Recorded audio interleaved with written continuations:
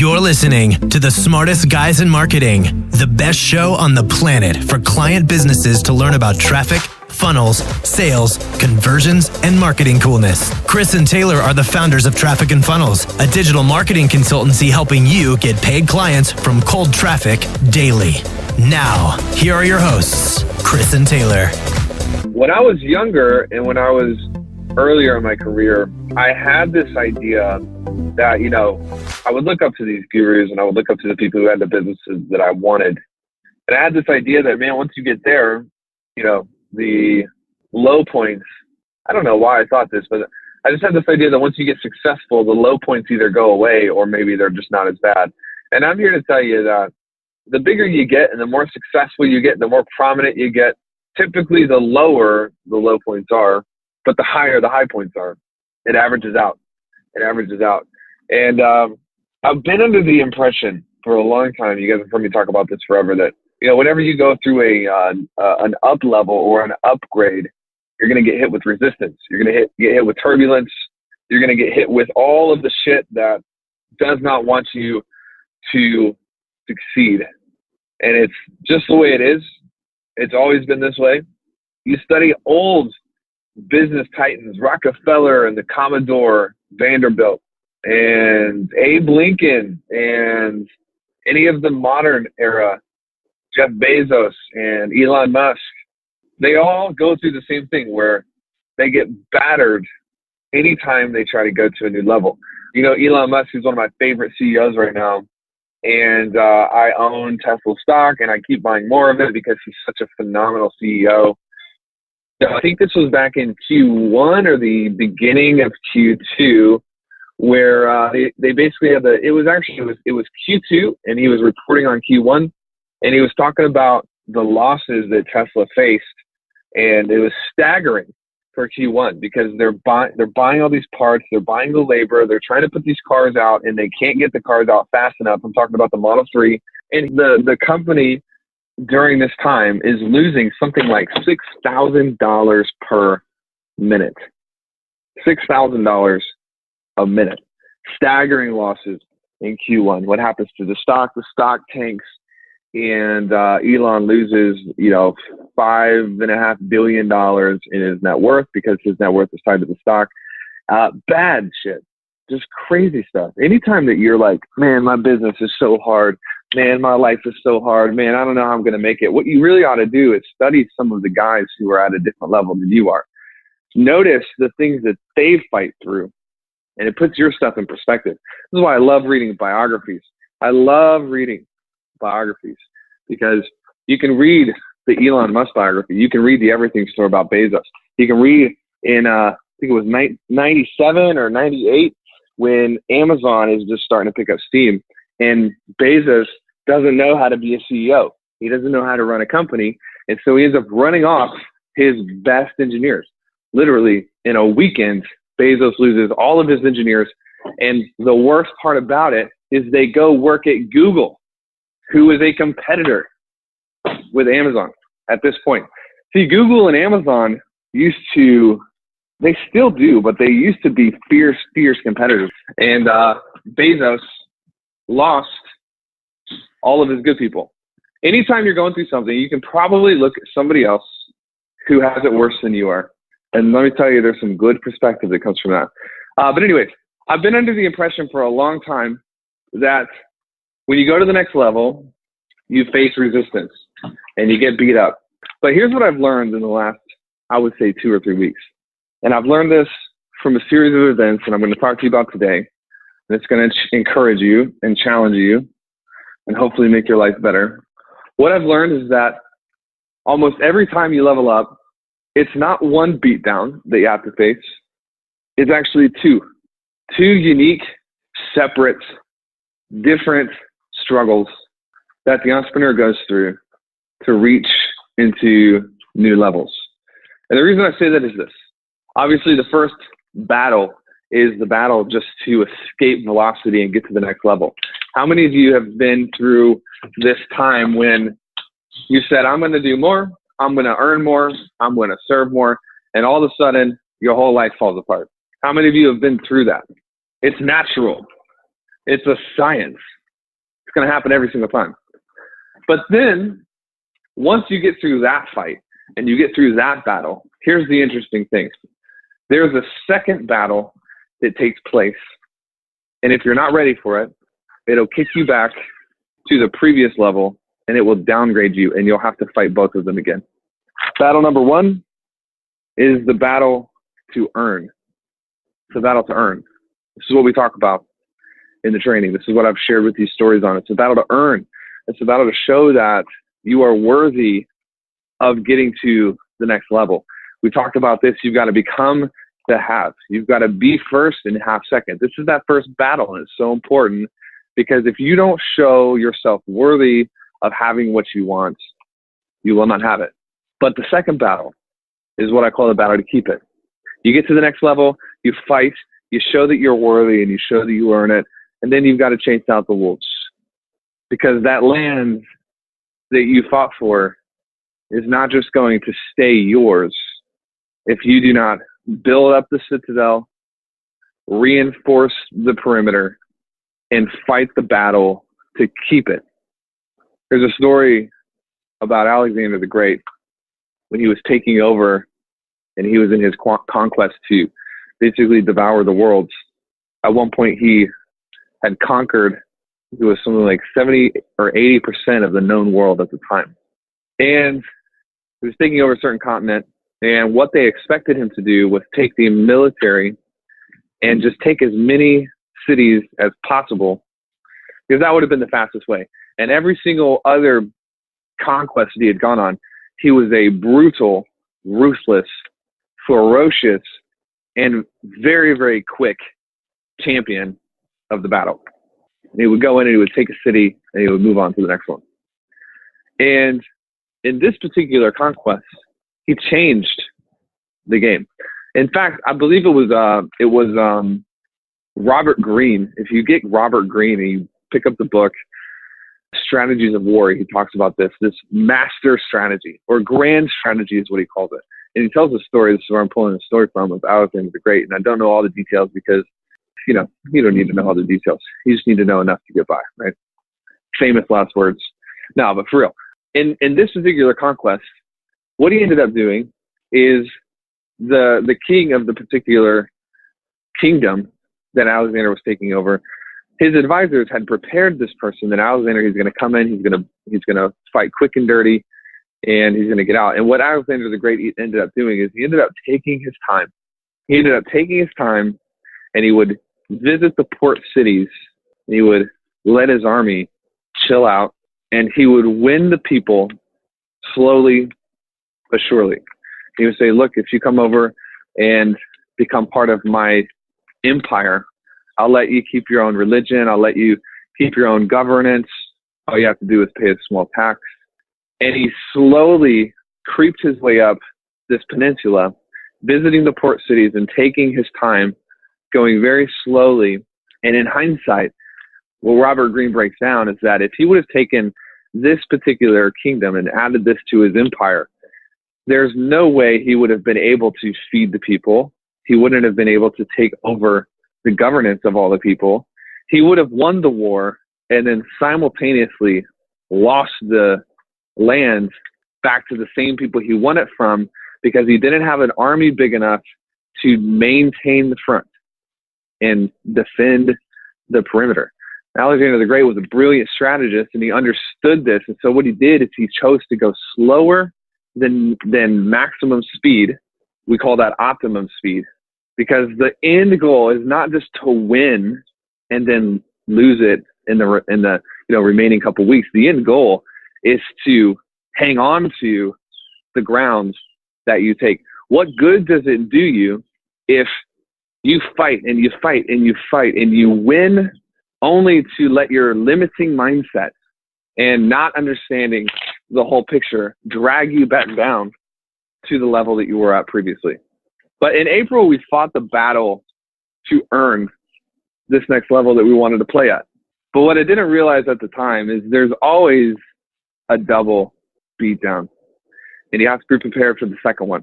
Because many of you, I see your posts, and I see you coming in here and winning, and you're finally taking ground that you've spent years trying to take. You should, Cameron, his videos spent $50,000 in coaching and mentorship, and not one of them has produced an ROI except for Client Kit. And I see your stories and I see you winning, and you have finally gotten to the place where your reality is validating what you always knew was possible. But there is a second fight, and the second fight is sneaky. And it's not the battle to earn it, it's the battle to keep it. When you get to the next level, you're going to have a new battle for you to hang on to it. You're going to have a new battle where you got to chase out the wolves, and you've got to fight off the predators that previously occupied the land that you're taking. And let me give you a couple of examples of ways that you can win the battle to earn and lose the battle to keep, okay? In 2008, when businesses were crashing left and right, if you go back and you study, what did these businesses that lost, what did they do and do the opposite? You learn by what not to do. So I'm going to give you some examples of what people do that you can avoid. Number one way to win the battle to earn and lose the battle to keep is to forget your environment. You can forget your environment. The problem with environment is that it's not a one-time quick fix. You can do the work, and you can eat the food, and you can go to the gym, and you can lose the body fat, and you can earn the body that you want. But the problem is you have to maintain that shit. Like you can't just go to the gym for like 3 weeks and that's it. It's the same with your environment. In fact, your environment is probably the number one single greatest factor to determining where you're going to be 5 years from now, 10 years from now, 20 years from now. They've proven biologically people live longer based on their intangible environment. By intangible, I mean, obviously I don't mean your environment like, if you live in the woods, you're going to make less money. I mean, that partially is true. But I'm speaking to your environment as in the people you surround yourself with, the ideas that you feed on, the material that you consume. You want to know how to win the battle to earn but lose the battle to keep? Is all of a sudden you get this cocky strut and you no longer prioritize a clean environment. And you start thinking, well, I'm a badass. I don't need an environment. I don't need mentors. I don't need accountability. Just being real with you. I can say this to you because I've actually done this wrong before. So I've earned the right to speak to you about it. Me and Chris, we just talked about this. Hey man, we need to get an environment that is going to challenge us. And hey, we need to get into an environment and a location where we can be reminded that we've got more in us. There are some environments that I jumped out of that I wish I wouldn't have. And then there are some environments that I wish I would have jumped out sooner because it was making me feel more successful than I was. It was making me feel, oh man, I am the greatest. I tend to get uncomfortable when I'm in an environment where I make the most money out of everyone there, or I know the most out of everyone there. If there's not someone in the room, so to speak, that makes more money or does better or is smarter, then I get a little jittery. Number two, you want to know how you can win the battle to earn but lose the battle to keep? Has to do with your focus. Your focus is finite, friends. It is limited supply. And what I see more and more is people in the marketplace thinking that they have unlimited focus to do as many things as they want, as many projects as they want, as many partnerships as they want. And it is costing you fortunes. Fortunes. Here's the thing. I don't know who said this, but this quote has stuck with me. Do less than obsess. You ever heard that before? Do less than obsess. Do less than obsess. Do less than obsess. The way you scale is not to just add shit. The way you scale something is not to just add more stuff, add more complexity. Typically, the way you scale is to do less and obsess. You want to know how you win the battle to earn, but then you lose the battle to keep? You lose your focus. You stop protecting your focus. You start adding a bunch of random stuff just because it sounds like it's a cool idea. Watch out. Watch out, because while you're doing that, trying to break past 50K a month, pros like me are going to be gobbling up the profit, making 700 grand a month, over delivering for clients. Just saying, you want to win long term, you got to focus. You can't stretch your resources, and focus is a resource, beyond your ability to produce. Like Alexander the Great, sometimes you're going to have to take it slow, because what's the point of winning a continent that you end up losing as soon as you win it because you can't protect it? Number 3 is probably the biggest outside of environment, but it's closely linked with environment, and it's energy. Energy in your drive. Billions of dollars have been lost because an entrepreneur will build something, they will run out of energy, run out of drive, close down the whole thing, and start something new because it gives them energy. Here's the thing. The number one most important resource to me right now is my energy. If I run out of energy, we're screwed. Royally screwed. If you run out of energy, you run out of the juice that will propel you to produce more and better things for your clients, for your customers, for your family. You got to understand that there is one major axle or leverage point that everything else is going to ride and fall on, and it's your energy. And part of the reason environment is so important, because an environment can give you energy or take your energy, depending on the kind of person you are. If you don't get energy from something, your number one job is to figure out how to either get someone else to do it or reframe it so that it no longer steals your energy. By reframe it, I mean look at it differently. Have a new perspective about it. Sometimes people get burned out by having sales calls, and I can very quickly fix this by saying, are you attached to the outcome? 100% of the time, if you're getting burned out on sales calls, you're attached to the outcome. You're not serving. You're trying to take. You're trying to do it in a certain way that makes you loads of money. And I can hear people that are, especially that are new, that haven't been around my philosophy for a while, kind of scratching their heads like, isn't that the point of a sales call? No, it is not. The point of a strategy session is to serve, to improve that person's situation. And sometimes the way you improve that person's situation is to take them as a client. You see? But sometimes it's not. And the main goal of a strategy call or a call with a client or a call with a prospect is to serve and to improve that person's situation, to offer them a way out. This is what I mean by reframe. If you hate writing copy, you got to reframe so it gives you energy. Reframe writing copy. This is an opportunity for me to leave value that's going to improve somebody, whether I meet them or not. And oftentimes the thing about energy too is energy tends to increase with your skill level or perceived skill level in a certain topic. You know, there's a good chance that if you hate sales calls or strategy sessions, you suck at strategy sessions. That's probably why you hate them. It's too real. Just being too brutal right now, but I'm just trying to help somebody. Some of you might hate writing copy, and it's because you're not very good at writing copy. Here's the thing that I want to leave you with, is always be aware and cognizant of your energy. It might be a good idea for some of you, and I've done this in the past, every hour, on the hour, take a break, crack open a notebook, write your energy level on a scale of 1 to 10, and then go back through that notebook at the end of the day and say, what was I doing that caused my energy to spike like that? And what you may find is patterns. You know, you may say, every time I write an organic post, my energy is like a 9 out of 10. But then every time I look at comments and stuff, my energy is like a 2 out of 10. Man, that's a trend. Pay attention to that. That means you should spend more time writing posts and less time looking at the comments. You see what I'm saying? You see what I'm doing here?